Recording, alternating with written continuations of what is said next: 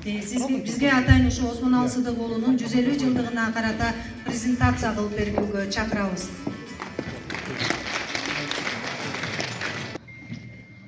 Саламатсыздарбы? Бүгүнкү жыйындын катышуучулары. Осмоналы Сыдык уулу боюнча көптөгөн маалыматтар мага чейинки катышуучулардын тарабынан айтылып кетти. Бирок Осмоналы Сыдык уулунун кыргыз эли үчүн, улут үчүн жасаган эмгектерине көңүл буруп кетсек, бүгүнкү биздин презентацияны коюп берсеңиздер. Осмоналы Сыдыков кыргыз элинин тарыхындагы көрүнүктүү инсандардын бири, агартуучусу жана тарыхчысы деп айтсак жаңылышпайбыз. Эмне үчүн Осмоналы Сыдык уулун тарыхчы деп атайбыз? Анткени ал билимге, улуттук аң сезимге жана кыргыз элинин руханий ойгонуусуна чоң салым кылып, кыргыз элине кылган кызматы Осмоналы Сыдык уулунун ишмердүүлүгү. Осмоналы Сыдык уулу өзү кыргыз эли үчүн, Орто Азия элдери үчүн оор мезгилде жашаганына карабастан, элим үчүн, жерим үчүн, улутум үчүн деп умтулган инсандардын бири болгон. Осмоналы Сыдык уулу бул жерде айтылып кеткендегидей 1875 жылы жарыкка келип, демек Осмоналы Сыдык уулунун бала чагы, жаш кези, ишмердүүлүгү өткөн мезгил кыргыз элинин өзүнүн аң сезиминин түптөлүшү, кыргыз элдин эл болушунун жаңы кадамдары болуп аткан кезге туура келип атат. Бул жерде Осмоналы Сыдыктын өзүнүн сөзүнө токтолуп кетсек, эмне үчүн Осмоналы Сыдык уулун ойгонуу доорунун өкүлү деп атайбыз? Билүүгө Европанын магрифатын,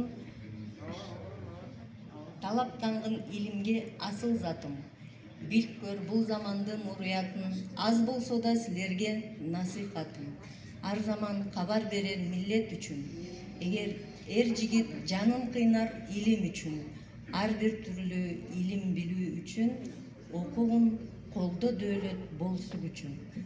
Осмоналы Сыдык уулунун бул сөздөрүнө токтолуп кетсек, ушул жерден Осмоналы Сыдыков кыргыз улутунун аң сезиминин ойготууга ошол мезгилде эле биринчи аракет, биринчи кадамдарын таштаган.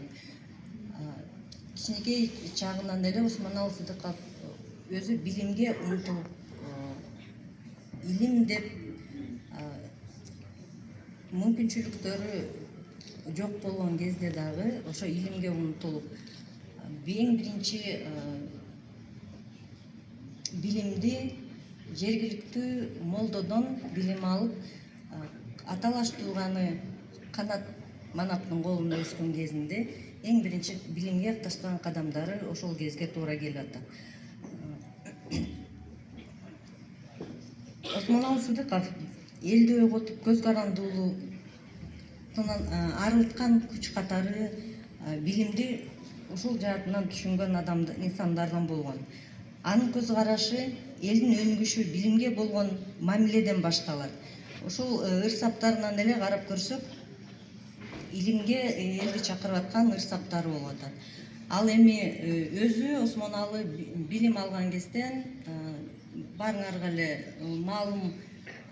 маалымат бар. Осмоналы Сыдыков 7 жашында жетим калып атат да.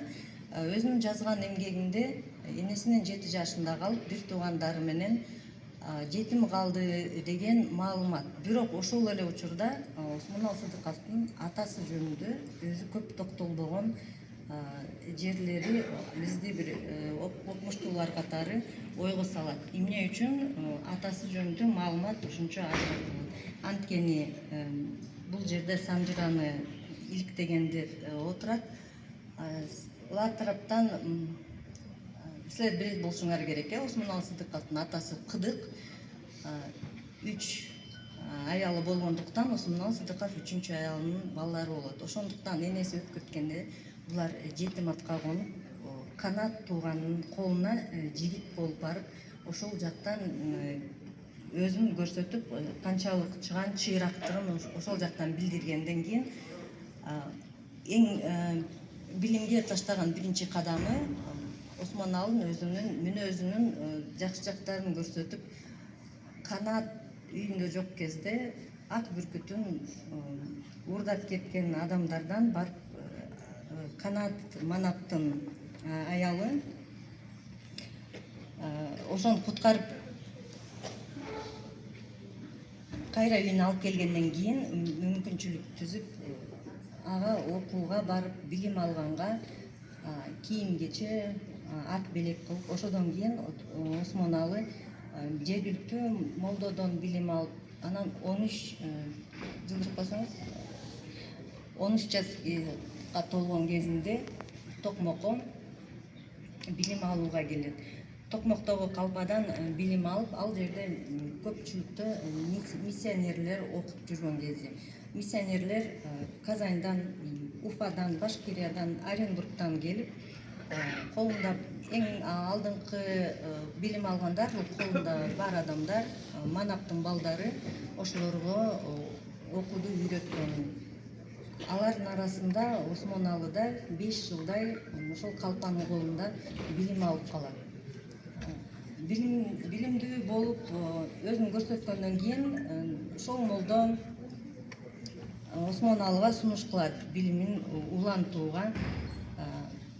Жол көрсөткөндөн кийин Осмоналы ошо молдодон эң негизги молдокелер эмнени окуткан, Куранды, жазганды, окуганды окуткан да.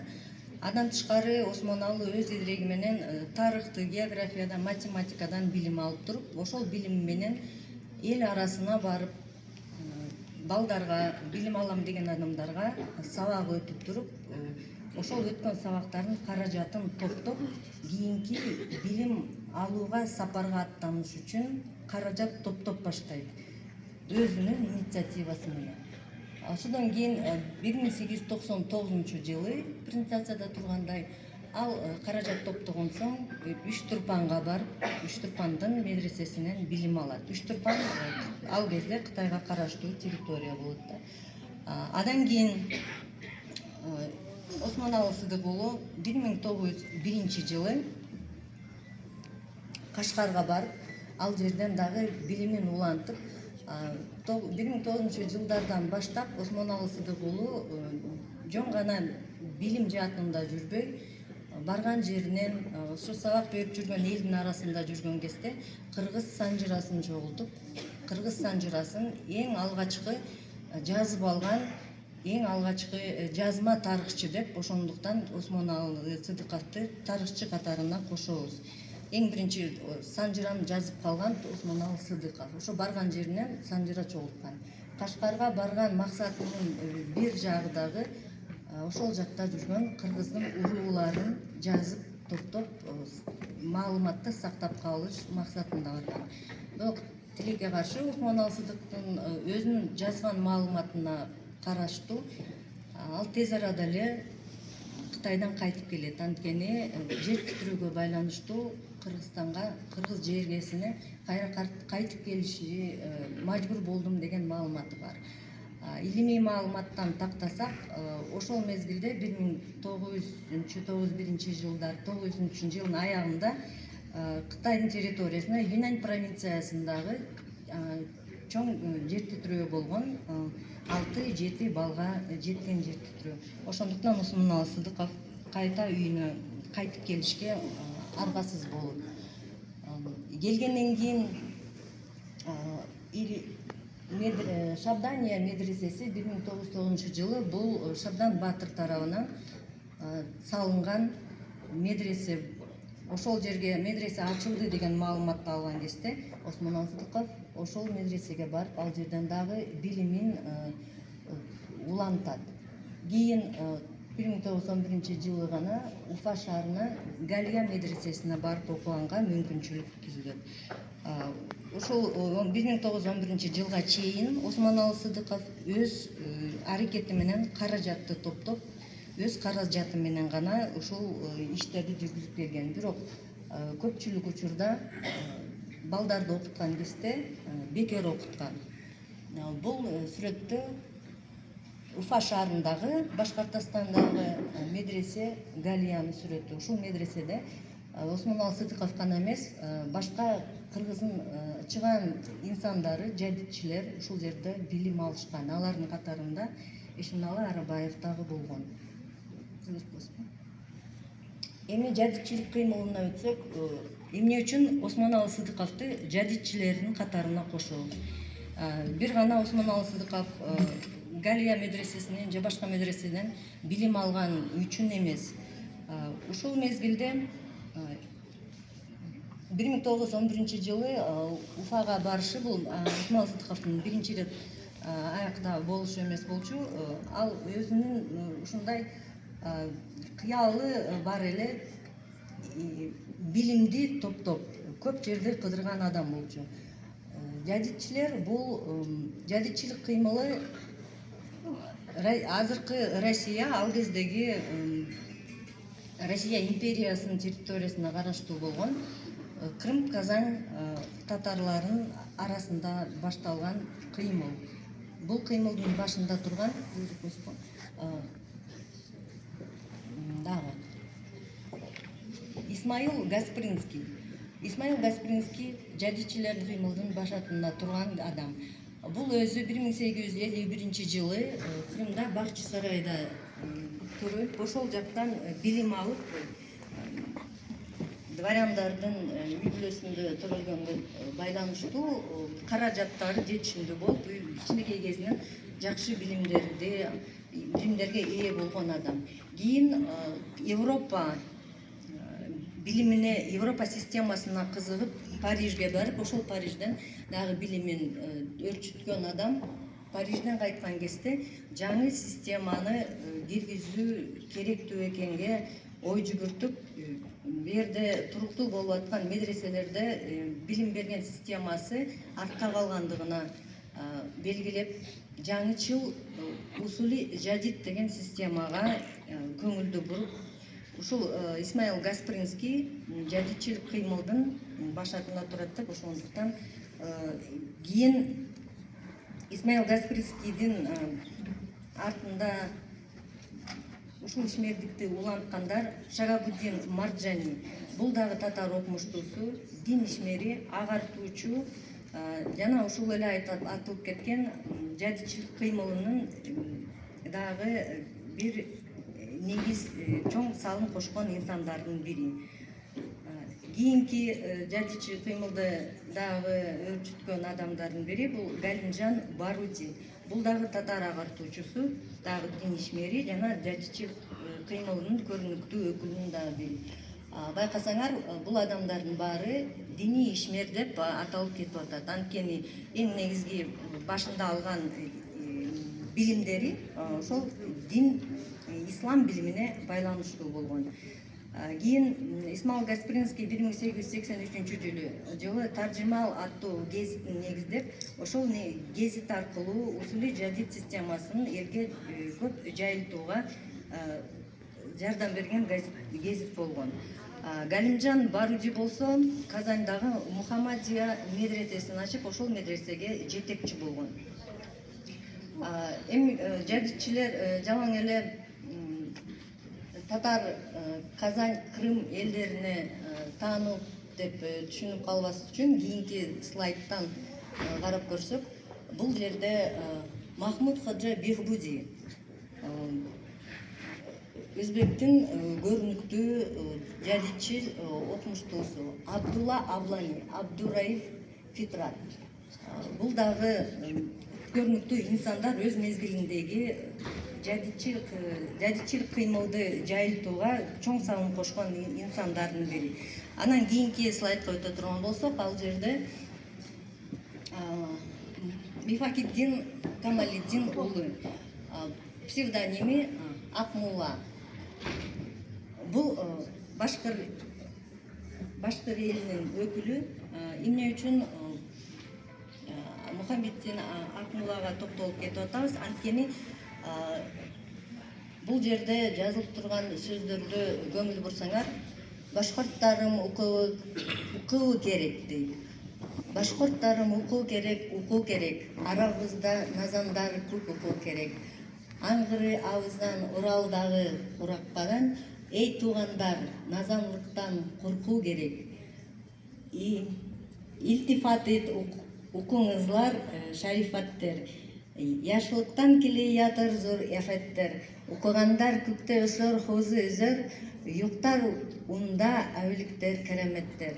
Бул сөздөр Осмоналы Сыдык уулу Мухтасар тарихи Кыргызия, Мухтасар тарихи Шадмания деген китептеринде жазылган сөздөрү дагы бул окумуштуулардын сөздөрүнө мааниси окшоп кетет да.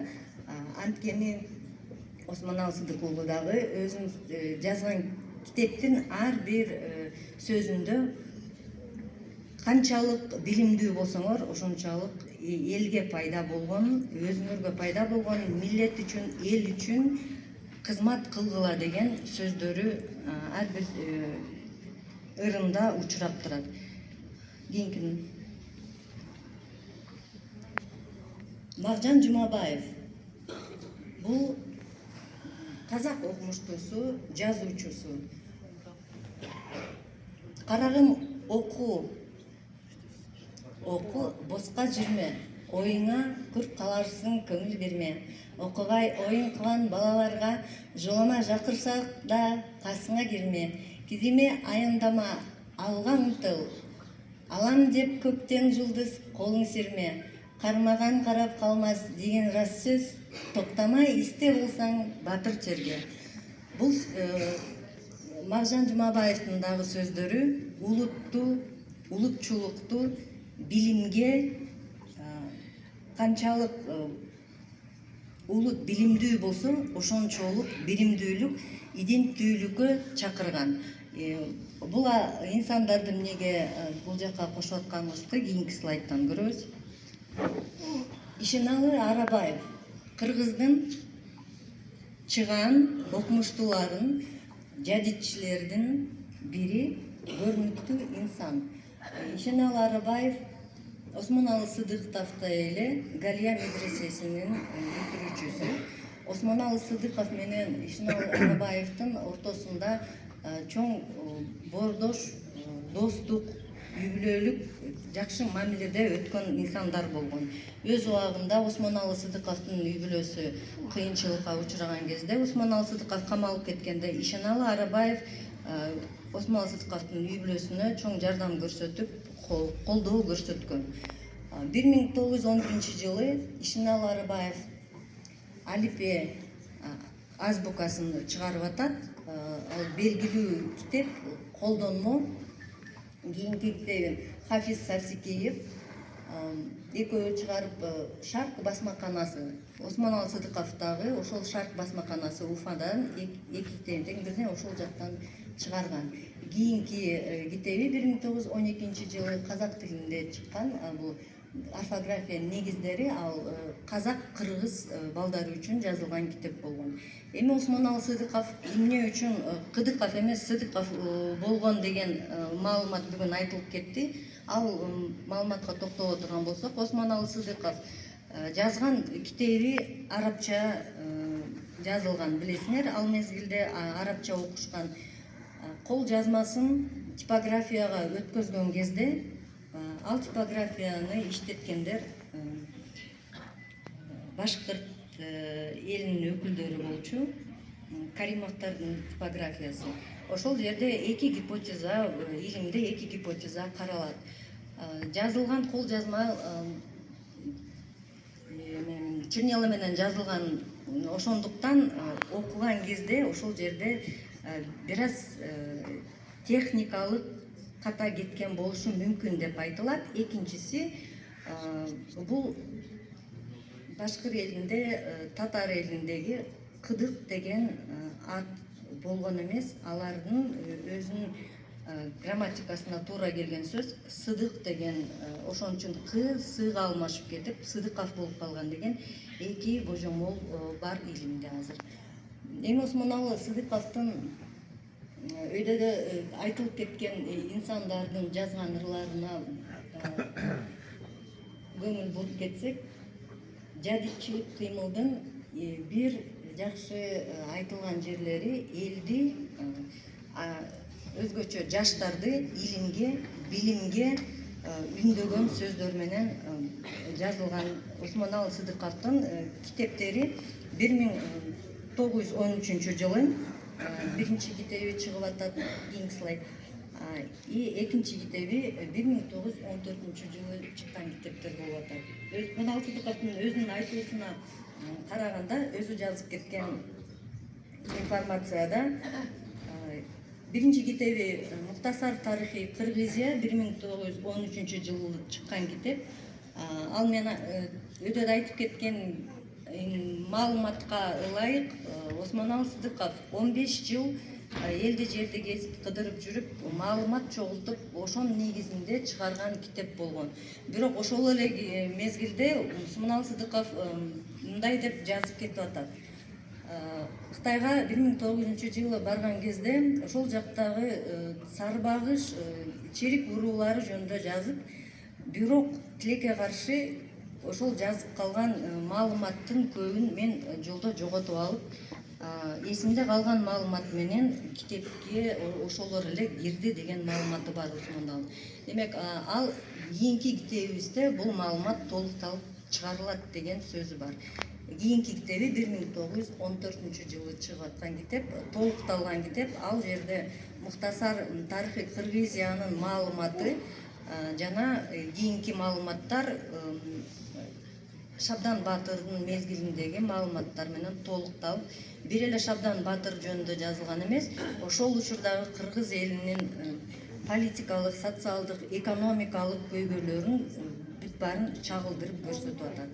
Осмоналы Сыдыков Россияда жүрүп, Башкирияда жүргөндөгү, ал эми Россиянын карамагында болуп атат.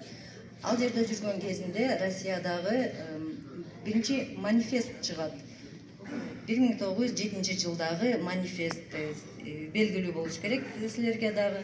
Ал манифестке ошол Россиядагы болуп өткөн революциянын жыйынтыктарына жараша элге көп боштондук берилип, мүмкүнчүлүк берилген маалыматты ушул Муктасар тарыхи Шадмания деген китебинде Осмоналы Сыдыков дагы ошол маалыматты алып чыгып көрсөтүп атат. Адан тышкары ал жерде элди эмне үчүн элдин аң сезимин ойготууга аракет кылган деген пунктка токтолуп кетсек, ошол эле Осмоналы Сыдыковдун китебиндеги эки китебинде бирдей бир ойду алып чыгып атат. Кыргыздын аң сезимди ойгото турган эй туугандар, убакыт жетти козголорго, керегин ар ким өзүн колго алууга. Кыргыз, казак туугандар, тафаккур кыл, көзүң ачып заман